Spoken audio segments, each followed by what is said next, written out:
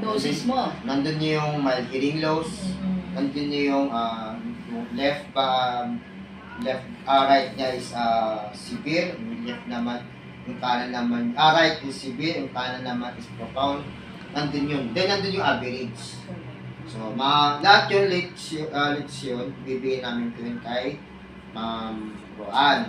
Ngayon, si Ma'am Roan, siya naman po yung magsasabi na kasi kung titingnan ng doktor ng ENT na okay lang sa kanyang ganon, na master list, kasi susulat lang naman yun eh.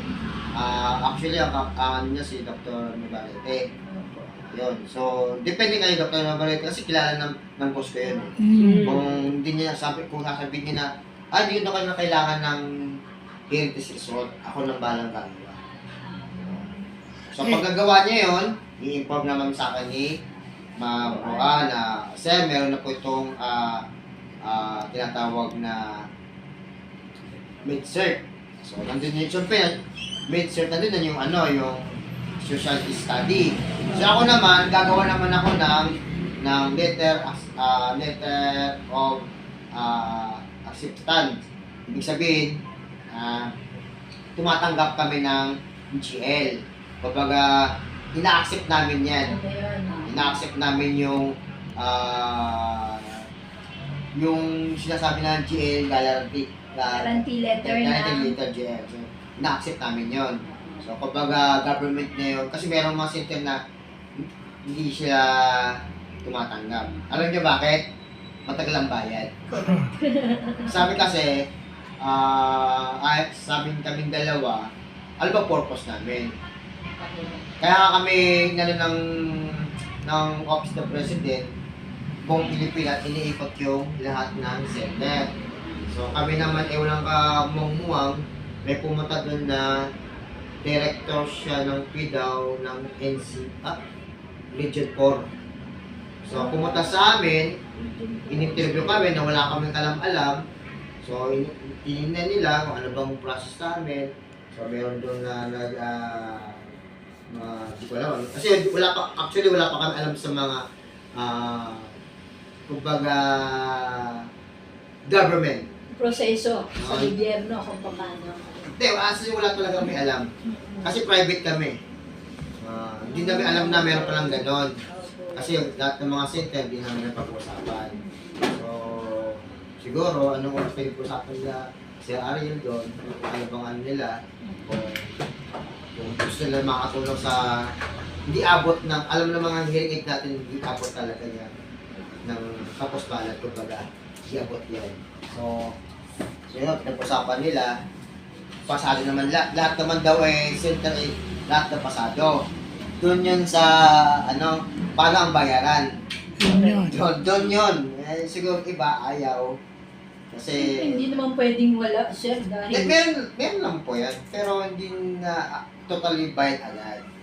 So ang kay sir kasi, bali ang sabi niya sa akin, parang sugal. Kumbaga, sige, binigyan na namin hearing aid. Kasi pag ganyan yung ganito na letter, syempre binigyan kasi wala pang bayad yan. So, nakatulong na kami hanggang sa dumating pandemic, etc. pa, pandemic, gano'n. Pero nung bago bumaba si Tatay Digong nun, Office ng President bayad ng buo na yun. Pero hindi namin yung hinahabol yung bayad. Kasi ang mission namin, makatulong. So, hanggang sa naging social media, na hindi namin alam na pinupost-post na pala kami, hindi namin alam, hanggang sa nakilala namin yung Silang. Present, hanggang sa nakilala si Sir Nanding, yung naka-wheelchair, for thesis sa 13, nakilala boss ko, hanggang pinakilala yung director, NCDA director, si Sir Don, hanggang sa ganyan na, hanggang sa hindi ko na alam anong namin. Hanggang sila Mamuruas, sila Sir Lilo, hanggang sa, meron naman panibago, director na naman ng Miaropa. Meron naman tumawag sa amin, kasi kinuha yung pangalan ko. Tapos, tinawag ko si Ariel. Naropa na. Ang tawag niya is Saldi. Kasi nagbibigay ako ng calling card, aking pangalan, doon yung number sa office. Saldi, sabi ni si Ariel, Sir, di pa ako si Saldi. Ariel po ako po yung owner. Ay, sorry kasi pangalan na yun. Nakausap lang ako hanggang sa meron tumawag na taga Davao na someday na makakausap si... Siyempre ako yung una, ako sa Sabak. Siyempre, hanggang na makausap yung boss ko, siyempre ako muna. Ako muna haharap. Ano bang pagkabi yung government? Pagkabi yung So hanggang sa darating kami, sabi, next week, hindi ko sure kung matutuloy, pero meron naka-schedule yung Samar, Leyte, tsaka Leyte. Pero meron na kaming awarded, kami naka-award sa lahat. Kasi ano lang kami, NCR lang muna. Hindi namin akalain na ganito yung ano namin. Lalawak na, kaya lalawak din isip namin. Nakakausap na namin mga mayor. Nakakatuwa din. May iba pa sir na katulad nyo na nagpupunta Maliban kay Mamuruan, dati yung tawag doon ma?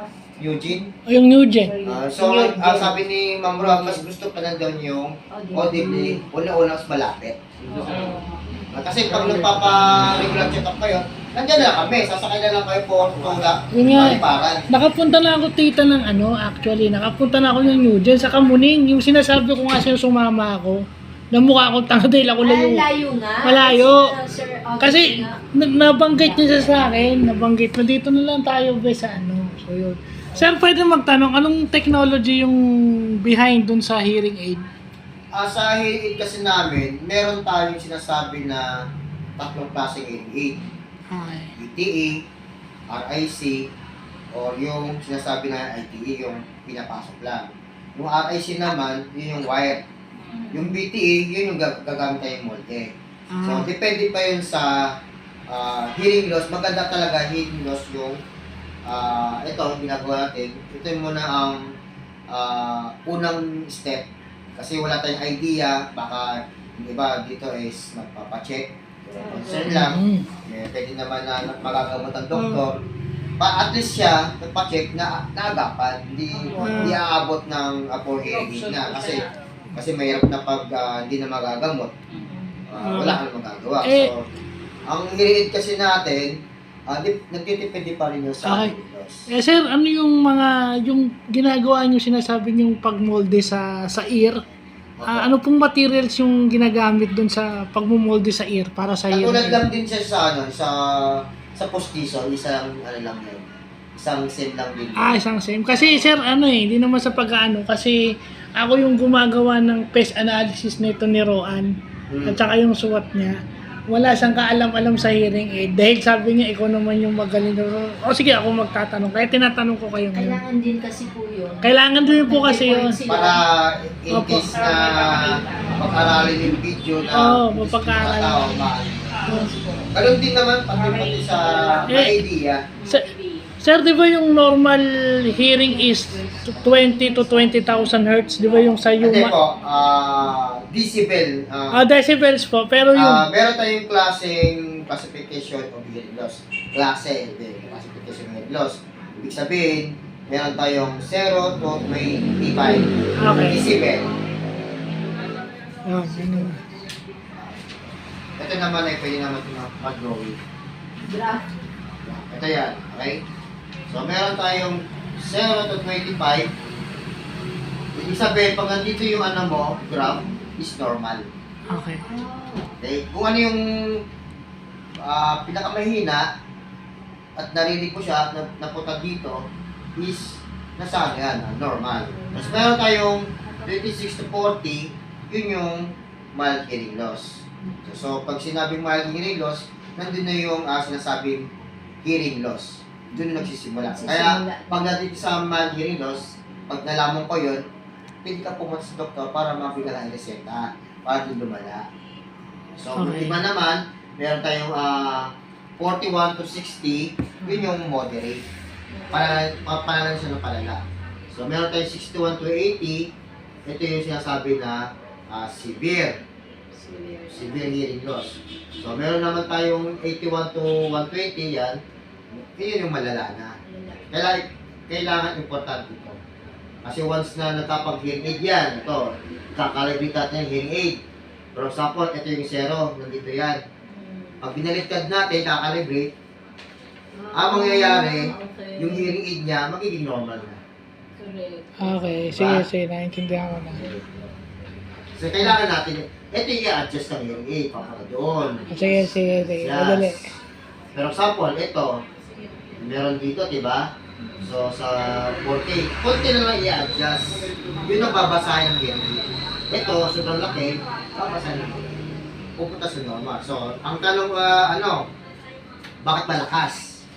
Yun. Kasi, ang lakas. Diba? Kasi, nasanay ka na sa severe hearing loss. Siyempre, expected mo, lalakas talaga yan. Kasi magiging normal ka na. Diba? So, ang gagawin niya lang, meron siyang volume controller. So, hinahinaan para, o kaya, kung gusto mapanig ko sa amin na hihinaan mo siya para hindi mabigla. Or kung ayaw naman niya, pwede niya na merong 1 hour lang sa umaga, 1 hour din sa gabi, sa hapon. Meaning to say, pwede niya gawin hanggang sa masanay. Kailangan niya ng 8 hours na magamit. May 8 to, mas maganda, lagi niyang gamit.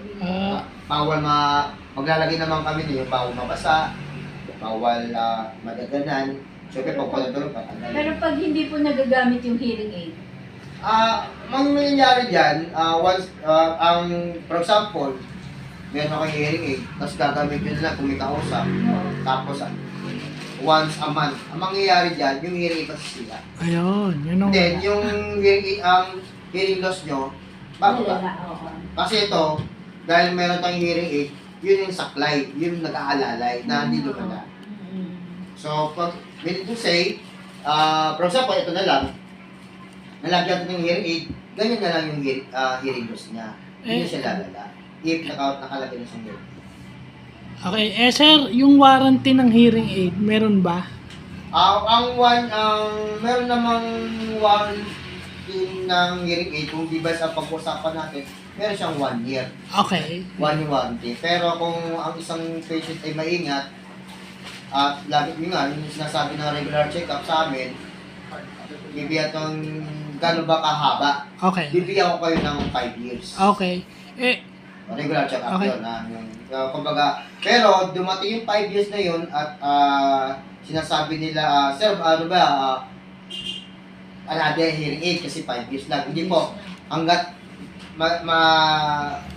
gumagana ang hearing aid, hanggat lapasan pa yun ng 6 years or 10 years. Okay, sige. Huwag kayong pag-save yung 5 years na, tapo na. pero na-adjust siya. Yes, ang calibration naman po anytime po yan. Okay. Doon kasi sir yun nga, gumagawa ako nung PSL ni Press Roan, yung sa technological, wala ako.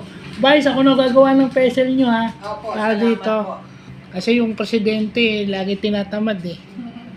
So, kaya ko po kayo tinatanong kasi yun ang ilalagay namin sa analysis kasi pag nag-sit-in kami kay Mayor, gusto ko kasi yung may ipapakita sila na kung saan ang kasi yung supporting po yun kasi yung Fed niya para kasing hindi pa nila, para rin matulungan din yung Federation ng Bacoor, kaya tinatanong namin kayo. Tapos meron po akong tanong, halimbawa nga po na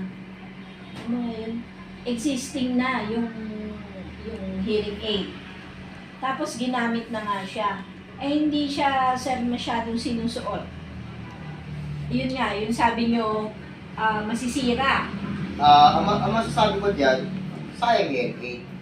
Kumbaga, ipapagamit natin, kaya mayroon tayong sinasabing interview sa barangay na siya ba'y disisidoy. Kasi nagrereklamo yung pasyente, yung tao, yung pasyente na masakit, tapos parang baliwala rin, masakit lang sa tenga. Ang gagawin nila kasi dyan, wag sila sa GC doon meron na nag-aaway. At naglagay na po kami, lalo sa DASMA, kami na punta kayo dito sa amin, sa center, at dito kami papaliwanagan. At ito naman ay meron tayong calibration. Ayun, yun Gusto ang nyo- may... Kasi yan, itong hearing test nyo, base yun sa narinig nyo sa Oh, yung... Sa... hearing test. Yan. Opo. Then, iba naman yung, kasi yun, meron na kami ID na ipapasok sa hearing aid audiogram, hearing aid device.